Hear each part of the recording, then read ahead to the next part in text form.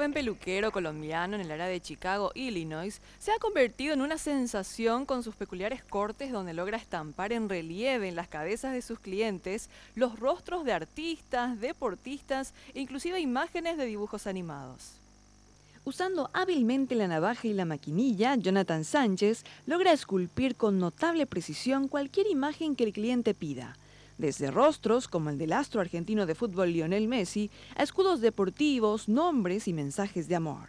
El efecto en tercera dimensión no dura más de una semana, que es el tiempo que demora en crecer el cabello, pero el resultado es asombroso y espectacular, según Daniel Lara, quien se hizo dibujar en la nuca el rostro del astro del baloncesto Michael Jordan. Es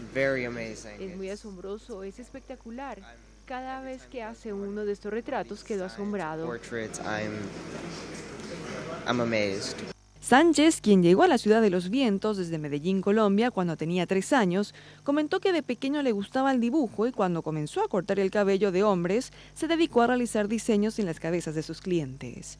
Mucha gente piensa que cortando pelo no es trabajo, que nomás es como algo para hacer, nomás por dinero, pero la verdad esto te puede llevar bien lejos y pues por eso tengo mucho orgullo en esta carrera, porque yo entré haciendo cortes porque crecí una pasión para cortar pelo y como tenía otra pasión con el arte, los combiné. El peluquero, que también dibuja y realiza obras con sal, abrió su peluquería con 2 amigos en octubre del 2015 y desde entonces es todo un éxito.